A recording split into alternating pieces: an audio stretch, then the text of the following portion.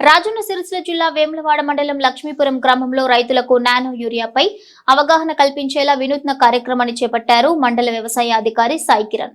రైతు అంజయ్య వరి పొలంలో డ్రోన్ ద్వారా నానో యూరియాను పిచికారీ చేసి ప్రదర్శించారు. ఈ సందర్భంగా మండల వ్యవసాయ అధికారి సాయి కిరణ్ మాట్లాడుతూ సాంప్రదాయ యూరియాకు బదులుగా నానో యూరియా వాడటం వల్ల తక్కువ ఖర్చుతో ఎక్కువ దిగుబడి సాధించవచ్చని తెలిపారు.